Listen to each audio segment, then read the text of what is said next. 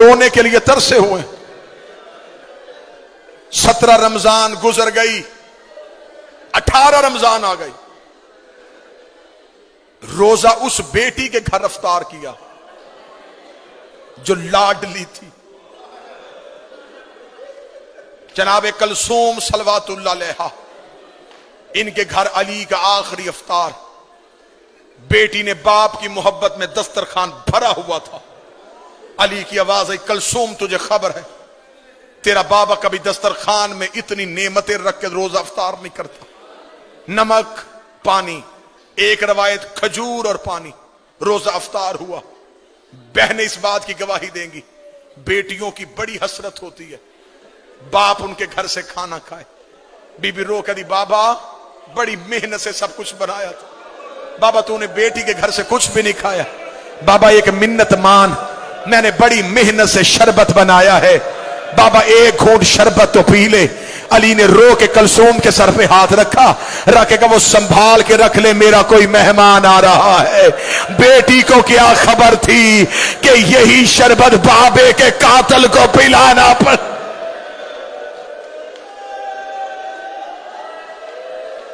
امیر المومنین مصلی عبادت پہ آ گئے. آدھی رات تک علی مناجات الہیہ میں مصروف رہے. اس دن علی کی مصلی پہ اللہ سے گفتگو کرنے کی طریقہ اور گفتگو کا انداز بدلا ہوا تھا. علی کی اولاد ایک حجرے میں اکٹھی ہو گئی. بی بی عالیہ رو کے کہتی ہے حسین میں نے خواب دیکھا ہے, کعبے کے غلاف کو آگ لگی ہوئی ہے. حسین رو کے کہتے ہیں میں نے خواب دیکھا ہے میری ماں کے سر سے چادر اتری ہوئی.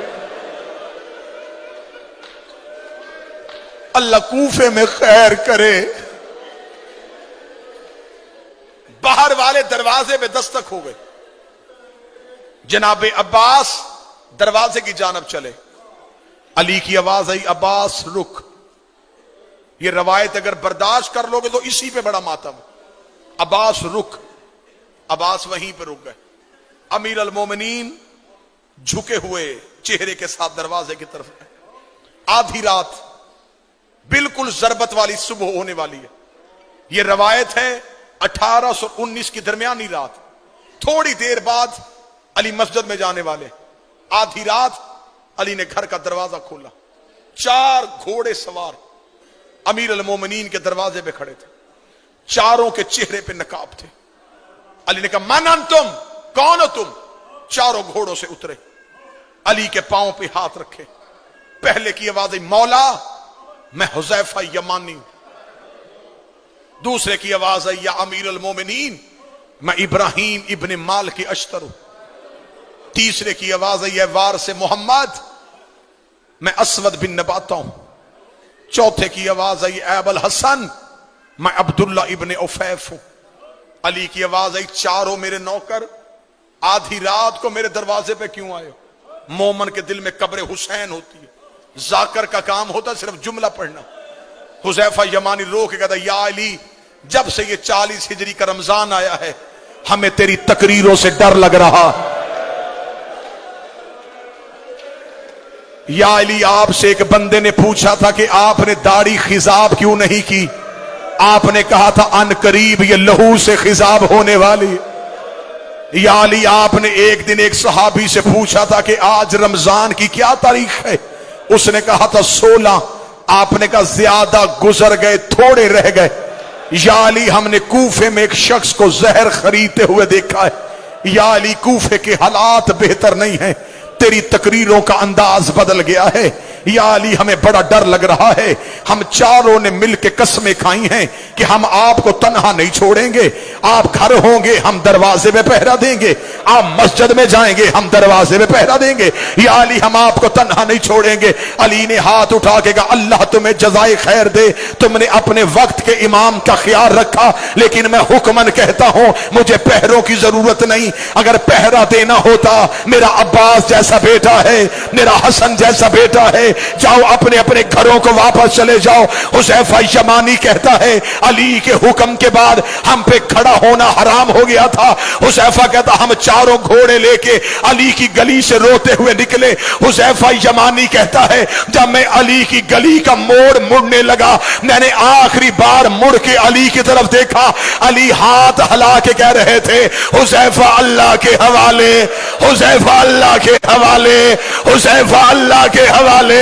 हुज़ैफा कहता मैं रोता रोता घर आ गया, मैंने अपने सर से अमामा उतारा, दीवार पे मारा, तलवार निकाली, रेत पे फेंकी, मैं एड़ियां रगड़ के रोना शुरू हुआ। मेरी बीवी करीब आके कहती है अली का सिपाही होके बच्चों की तरह क्यों रो रहा है? रो के अली के दरवाजे में पहरा देने गए थे, अली ने खाली वापस भेज दिया। कूफे के हालात बेहतर नहीं है, बेटियां बाबे की शाही देखने के लिए आई है। हुज़ैफा कहता मेरी सौजा कहती है अली को तेरे पहरे की क्या जरूरत है, वो फातेह खैबर है, उसकी तलवार से जमाना डरता है। हुज़ैफा कहता मैं रोता रोता सो गया। थोड़ी देर के बाद मेरी बीवी ने मेरा कांधा हिलाया, हिला के दी हुज़ैफा जाग, सोनी ये आवाज किसकी है? हुज़ैफा कहता मैं तड़प के उठा, आवाज आ रही कद कोतिला अमीर अल मोमिनीन, ज़ैनब का बाबा मारा गया, गाजी का बाबा मारा गया, अली को ज़रब लग गई, अली कूफे में कता। हौसला हौसला हौसला। कद कोतिला अमीर अल मोमिनीन, अली को सजदे में ज़रब लग गई। हुज़ैफा कहता मैं दौड़ा, जो शहादती अली सुनने आए। अब मुझ पे सवाल करो कि अली के बेटे कहां थे? कूफे की जामिया मस्जिद में अली इमामत करवाते थे, कूफे की छोटी मस्जिदों में अली के बेटे नमाज पढ़ाते थे। कहीं से हसन भागा हुआ, कहीं से हुसैन दौड़ा, गाजी जहां से दौड़ रहा है वहां से दीवारें हिल रही। मस्जिद में सारे बेटे पहुंचे तो हालत क्या है? सैयद एक लम्हे के लिए बर्दाश्त करना, अली का सर ऐसे खुला था जैसे कारी के हाथों पे कुरान खुला है। हसन की आवाज आई बाबा आंखें खोल। मुश्किल रवायत पढ़ने लगा। अली के बेटे, हौसले के साथ सुनना, अमीर अल मोमिनीन के बेटे मस्जिद में आ चुके थे।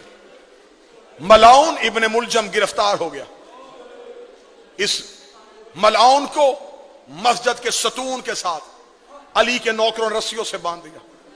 कभी अली का कोई बेटा इसकी तरफ दौड़ता, हुसैन आगे आ जाते, कभी हसन आगे आते, गाजी खून आया हुआ है आंखों में। अब्बास बार बार कभी कब्जा तलवार पे हाथ, कभी इस मलाउन का चेहरा। अब्बास अपने होंठों से कह रहे हो तूने मेरी आकाज़ादी के सर के बाल खुलाए, और तूने परदेश में रुला दी अली की बेटियां। बार बार हुसैन अब्बास के सीने पे हाथ रख के कह रहा था अब्बास चुप, अब्बास सबर। जब अली ने देखा कि अब्बास रोक नहीं रहा, अली की आवाज आई अब्बास जल्दी जा, कलसूम से कह मेरा शरबत दे। अब्बास घर की जानब दौड़ा, जिन मातमियों ने गलियों में रोना है, इधर अब्बास हाथों में शरबत लेके आया। अली की आवाज आई अब्बास अपने हाथों से मेरे कातल को शरबत पिला। अब्बास का सर दीवार पे लगा, रोकेगा दुआ कर तेरे गाजी को मौत आज। हौसला हौसला हौसला। बाबा मैं तेरे कातल को शरबत पिलाऊं?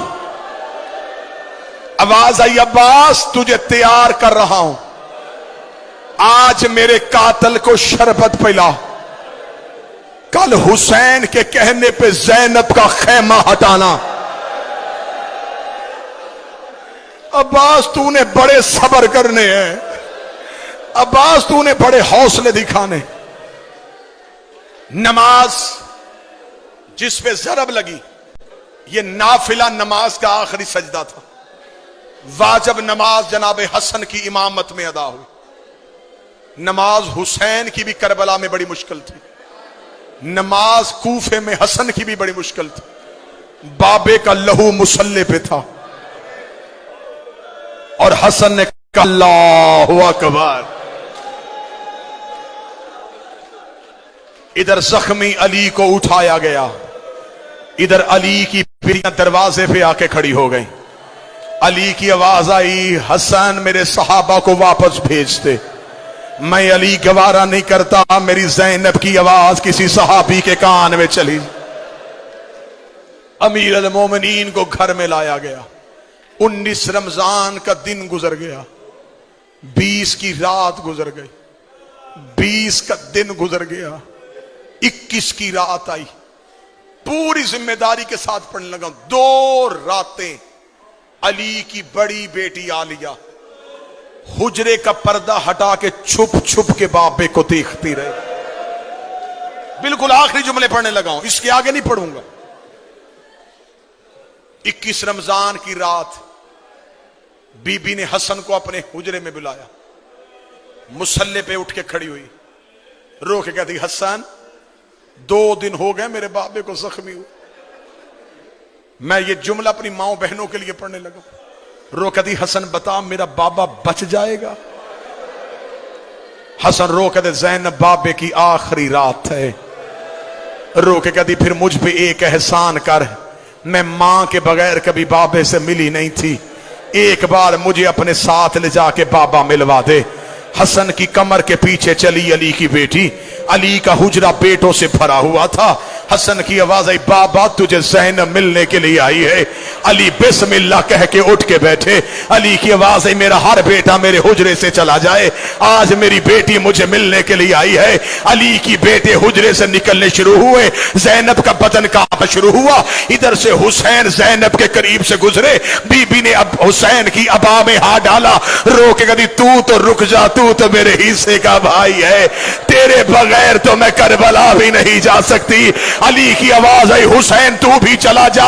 اب اکیلی بیٹی رہ گئی اور ایک زخمی باپ رہ گیا. بی بی رو کری بابا میں زندگی میں تجھ سے کبھی بولی نہیں تھی, بابا تیری آخری رات ہے. علی کی آواز آئی زینب میرے سرہانے بیٹھ کے مجھے قرآن سنا. علی کی بیٹی نے قرآن پڑھنا شروع کیا. علی نے رونا شروع کیا. رو کری بابا تو کیوں رو رہا ہے؟ رو کر بس تیرا لہجہ سننا تھا, اب مجھے پتا چل گیا تو شام کے بازاروں میں خطبے پڑھ لے گی. ادھر علی کی آنکھیں بند ہونی شروع ہوئی. زینب رو کری بابا جلدی نہ کر, میں نے تیرے کہنے پہ قرآن سنایا, ایک بار آنکھیں کھول, مجھے بتا رسیاں کیسے پہنتے ہیں, مجھے بتا بازاروں میں کیسے چلتے ہیں, مجھے بتا شرابی سے کیسے بولتے ہیں, مجھے بتا پتھر کیسے کھاتے ہیں. آواز آئی قالوا انا للہ و انا الیہ راجعون.